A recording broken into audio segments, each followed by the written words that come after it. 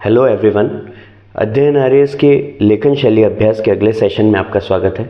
इसमें हम कुछ प्रश्न वो लेंगे जो कि अध्ययन के पहले टेस्ट में पूछे गए थे। उन प्रश्नों को बिना समय बर्बाद किए स्टार्ट करते हैं। पहला है कन्हैयालाल सेठिया। अब देखिए, ऐसे थिंकर्स आपसे पूछे जा सकते हैं, तो इसमें कोई नई बात नहीं है, पहले भी पूछे जाते रहे। इन थिंकर्स के बारे में या ये जो कवि वगैरह हैं उनके बारे में मोटी मोटी इन्फॉर्मेशन, जो फेमस रहे हैं या जिन्होंने कुछ अवार्ड्स जीते हैं, उनके बारे में इन्फॉर्मेशन आपके पास होनी चाहिए। ठीक है, तो कन्हैयालाल सेठिया के बारे में क्या है? कन्हैयालाल सेठिया आधुनिक राजस्थानी साहित्य के प्रख्यात रचनाकार हैं। सत्य बात है, आधुनिक रचना साहित्य के, आधुनिक राजस्थानी साहित्य के प्रख्यात रचनाकार हैं। पाथल और पीथल इनकी रचना है। पाथल और पीथल किसकी रचना है? कन्हैयालाल सेठिया की। धरती धोरारी, मिंजर, ये सारे इनकी प्रमुख कृतियां हैं। भारत सरकार द्वारा इन्हें पद्मश्री से सम्मानित किया गया।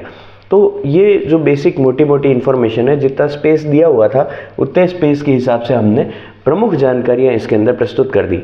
देखिए, ज़रूरी नहीं है कि यहाँ जो प्रश्न कराया जाए वो यथावत पूछा जाए, पहली बात। दूसरी बात, ये भी ज़रूरी नहीं है कि यहाँ जो कंटेंट आपको दिया जाएगा वो कंटेंट यूं का यूं आपको लिखना है। हो सकता है आप उससे बेहतर लिख पाएँ, आपके पास उससे बेहतर जानकारी हो, लेकिन महत्वपूर्ण बात यह है कि यहाँ बताई गई कोई भी चीज़ कभी भी परीक्षा में आपके सामने टकरा सकती है।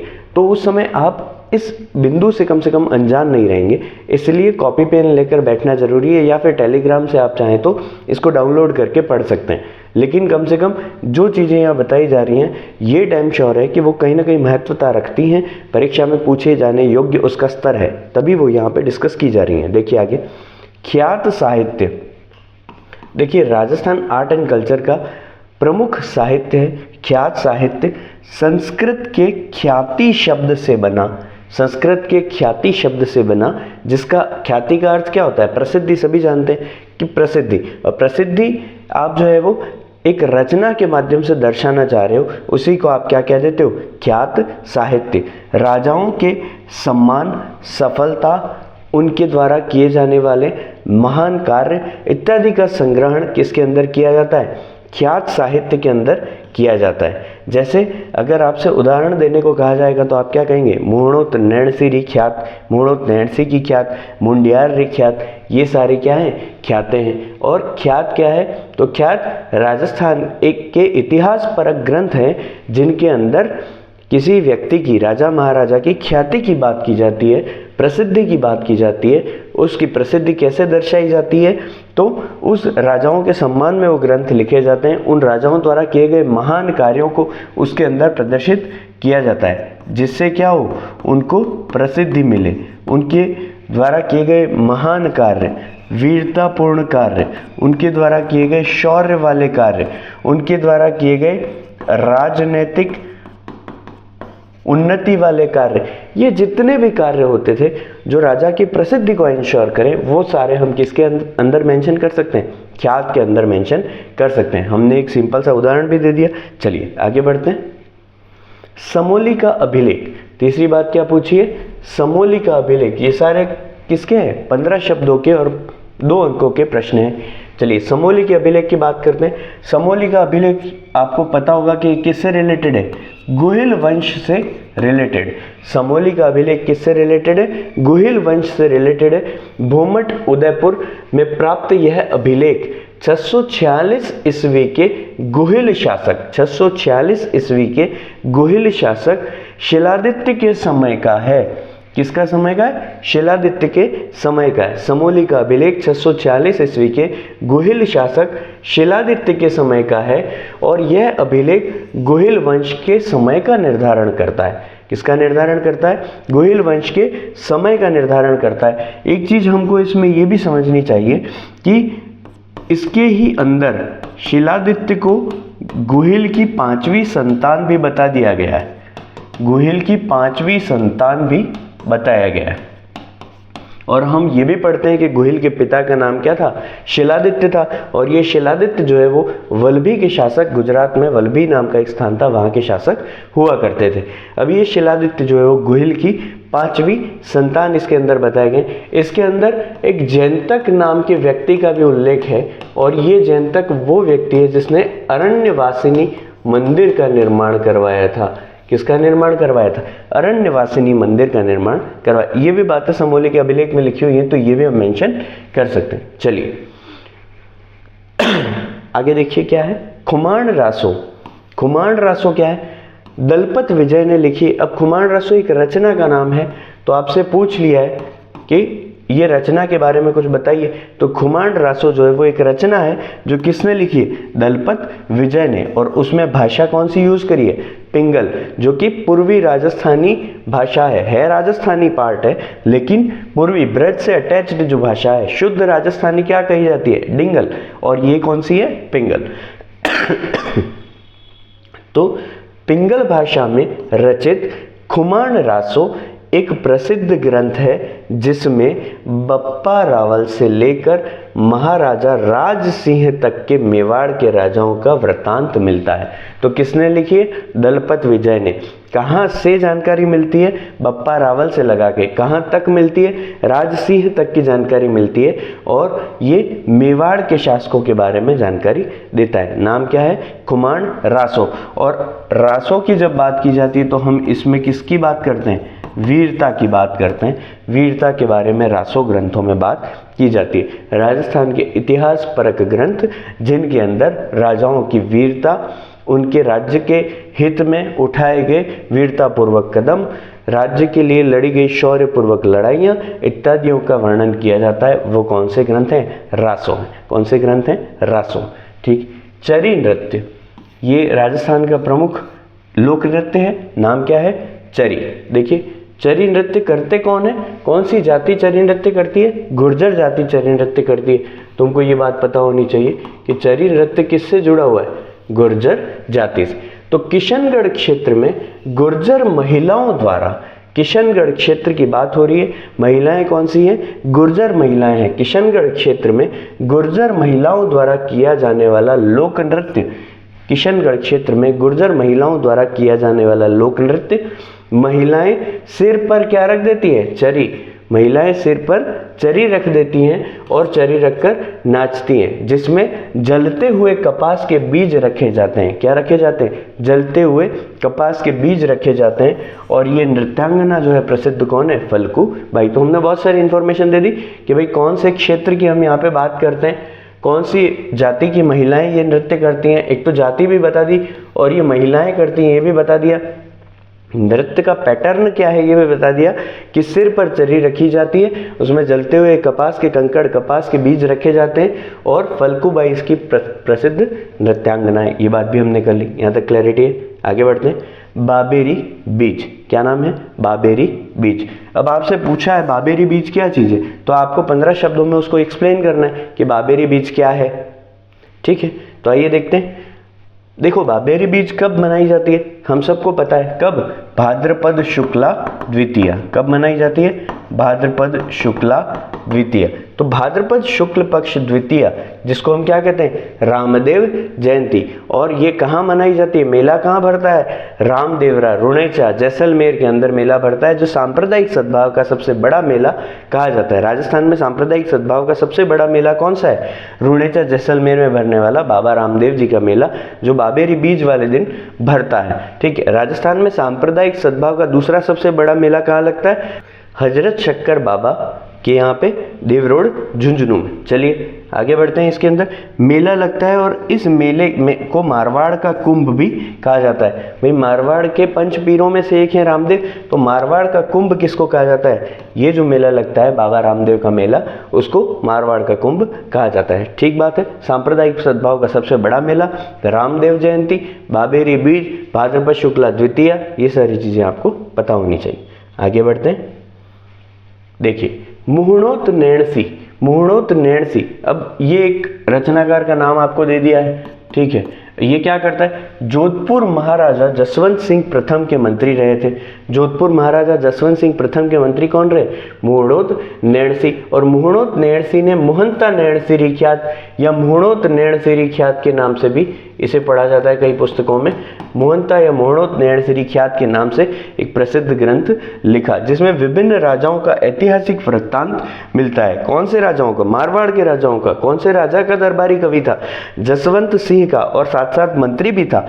ठीक है, इन्होंने मारवाड़ परगनारी विगत नाम का भी एक ग्रंथ लिखा। विगत क्या होती है? तो विगत राजस्थान साहित्य के ऐसे इतिहास परक ग्रंथ हैं जिसमें पुरानी किसी भी जानकारी का विगतवार वर्णन, क्रमबद्ध वर्णन होता है। इतिहास की क्षणों का, इतिहास की बातों का क्रमबद्ध विगतवार वर्णन किसके अंदर मिलता है? विगत के अंदर मिलता है। ठीक, ये कौन है? मुहणोत नैणसी। चलिए आगे बढ़ते हैं। स्यादवाद, अगला क्वेश्चन क्या है? स्यादवाद पूछ लिया स्यादवाद के बारे में कि बताइए स्यादवाद क्या है। देखिए, पहले तो स्यादवाद जुड़ा हुआ किससे? जैन धर्म से।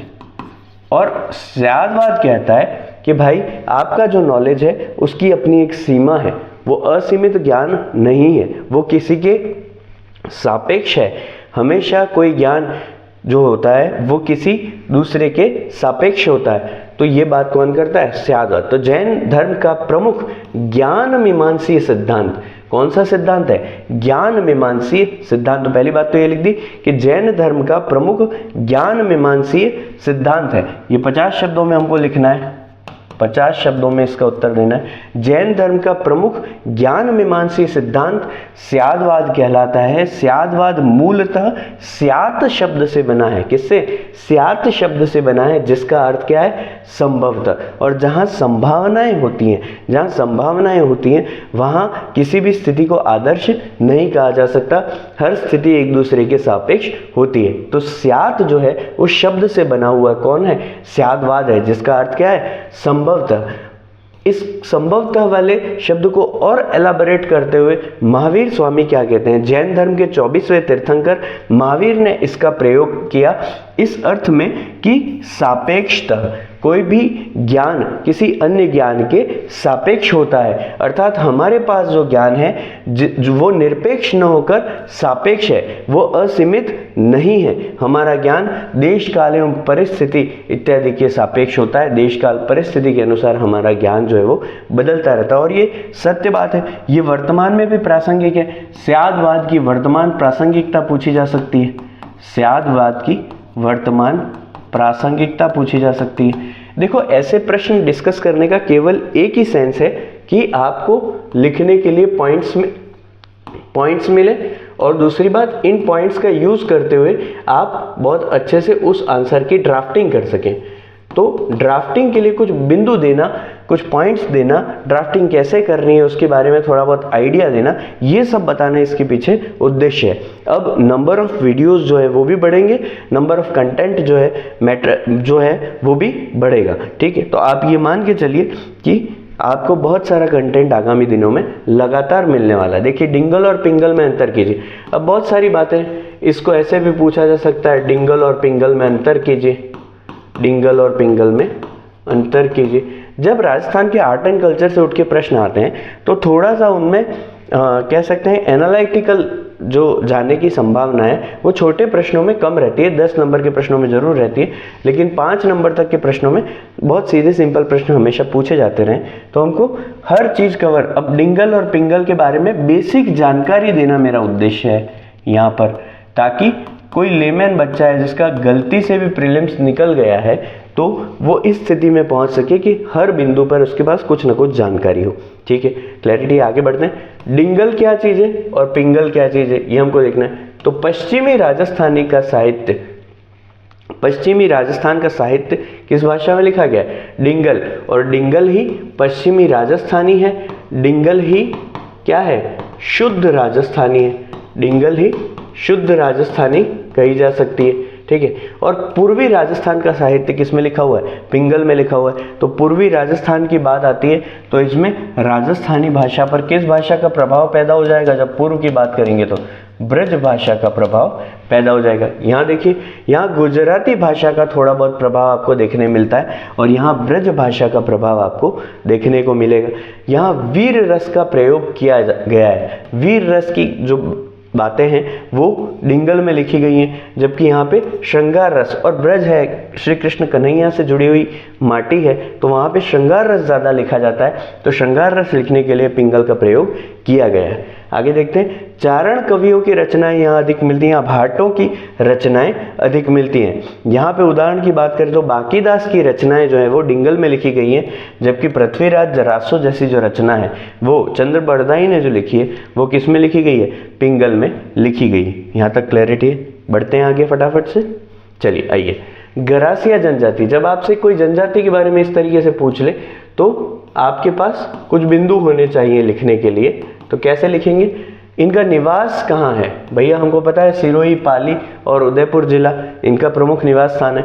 नक्की झील को ये गंगा की तरह पवित्र मानते हैं, नक्की झील जो है उसको पवित्र मानकर यहीं क्या करते हैं, अस्थि विसर्जन करते हैं। इनका मुखिया क्या कहलाता है, सहलोत या पालवी, इनका मुखिया क्या कहलाता है, सहलोत या पालवी कहलाता है। इनकी महिलाएं श्रृंगार प्रिय होती हैं, इनकी महिलाएं बहुत अच्छे से श्रृंगार करना पसंद करती हैं, श्रृंगार इनको प्रिय होता है।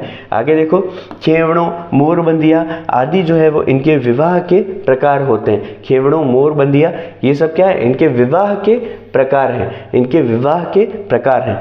भील महिला से शादी करते हैं तो उसको भील गरासिया कहते हैं, और भील पुरुष से जब ये शादी करते हैं तो उनको क्या कहते हैं, गमेती गरासिया। अगर भील महिला से शादी करेंगे तो भील गरासिया, और भील पुरुष से शादी करेंगे तो गमेती गरासिया। मुख्य मेला इनका कोटेश्वर मेला, जो कहाँ लगता है, अंबाजी गुजरात में लगता है। सिरोही वाले एरिया से वेस्ट में कनेक्टेड है गुजरात का पार्ट, तो वहाँ अंबाजी गुजरात में कोटेश्वर मेला जो बढ़ता है वो इनका प्रमुख मेला कहा जाता है। यहाँ पे आप हल्का सा एक मैप वगैरह ड्रॉ करके और इनकी लोकेशन की जानकारी दे सकते हैं। ये वाला जो सेगमेंट है वहाँ क्या पाई जाती है, गरासिया जनजाति पाई जाती है, यह आप बता सकते हैं। ठीक है, चले आगे, चलिए आगे बढ़ते हैं। राजस्थान साहित्य के विकास कालक्रम का चरणबद्ध रूप से विवरण दीजिए। राजस्थान साहित्य के विकास कालक्रम का चरणबद्ध रूप से विवरण दीजिए। ये 100 शब्दों का प्रश्न है, 100 शब्दों में आपको इसको लिखना है। तो देखिए, जब ऐसा कोई प्रश्न आ जाता है तो ये बहुत अजीब स्थिति पैदा कर देता है। वहाँ लड़के को समझ ही नहीं आता कि इसको छूँ कैसे, इसको अटेम्प्ट कैसे करूं, और सामने 10 नंबर जाते हुए दिख रहे हैं तो कुछ ना कुछ करके अटेम्प्ट करने की कोशिश करता है। तो यहाँ कोशिश की है हमने कि आपको कंटेंट प्रोवाइड कर दें जिससे आप एक बेस्ट आंसर की ओर बढ़ सकें, एक अच्छा आंसर लिख सकें। कुछ भी प्रश्न इस प्रकार के हम डिस्कस करते हैं उसके पीछे का मकसद है कि आप लिखने की स्थिति में आ जाएं। चलिए आगे बढ़ते हैं। राजस्थान साहित्य के विकास को निम्न कालक्रम में विभाजित किया जा सकता है। राजस्थान साहित्य को निम्न कालक्रम में विभाजित किया जा सकता है। हम बात भी किसकी कर रहे हैं, कालक्रम की कर रहे हैं। तो राजस्थान साहित्य का जो विकास है उसको ऐसे कालक्रमित हम कर रहे हैं। देखिए कैसे, सबसे पहले प्राचीन काल, सबसे पहला काल कौन सा है, प्राचीन काल, जिसको हम वीर गाथा काल भी कहते हैं। और ये 1050 से लगा के 1450 तक की हम इसमें बात करते हैं। सन 1050 से लगा के 1450 हम क्या कहते हैं इसके बारे में कि कई पश्चिमी आक्रमण इस दौरान हुए। स्वाभाविक सी बात है, सही बात है, कई पश्चिमी आक्रमण हुए। यहाँ पर हमको पश्चिमी अफगान वगैरह से आए हुए आक्रमण भी झेलने पड़े। अतः साहित्य में वीर नायकों का आदर्श प्रस्तुत किया गया और इसी कारण हम इसको क्या कहते हैं, वीर गाथा काल कहते हैं। और इसका उदाहरण क्या है, रणमल छंद है जो किसने लिखा है, श्रीधर ने लिखा है। किसने लिखा है, श्रीधर ने।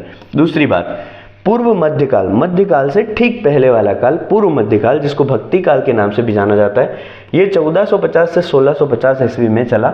1450 से 1650 ईस्वी में चला। इस काल में संतों द्वारा धार्मिक रचनाएं की गई, धार्मिक रचनाओं को लिखा गया, धार्मिक रचनाओं का प्रचार किया गया।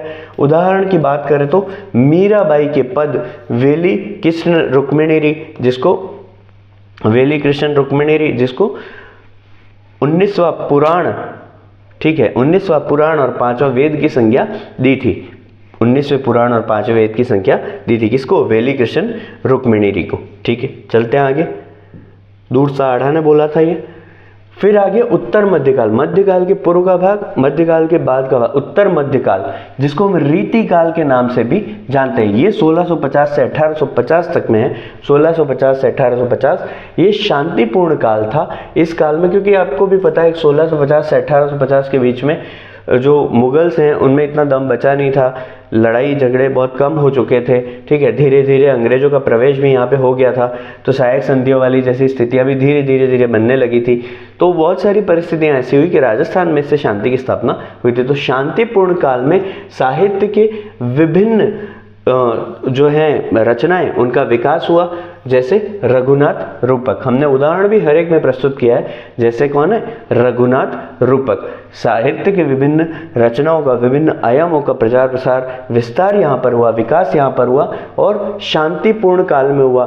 तो पिछले जो विस्तार हैं उनसे ज़्यादा बेहतर विस्तार यहाँ पर आपको देखने को मिलता है। उदाहरण के रूप में हम देखते हैं रघुनाथ रूपक। और आधुनिक काल, जो कि 1850 से लगा के अब तक का काल माना जाता है, उस काल के बारे में जब हम बात करते हैं तो हम कहते हैं कि 1857 की क्रांति के बाद साहित्य में नई चेतना का प्रभाव देखने को मिलता है। क्योंकि हम बात बार बार साहित्य की कर रहे हैं, तो 1857 क्रांति के बाद साहित्य में नई चेतना का प्रभाव देखने को मिला और उसमें हम सूर्यमल्ल मिश्रण जैसे लोगों को पढ़ा करते हैं, देखा करते हैं। सूर्यमल्ल मिश्रण, ठीक है, सूर्यमल्ल मिश्रण, जिन्होंने बहुत अच्छी अच्छी रचनाएं जो हैं वो लिखी थी, सूर्यमल्ल मिश्रण।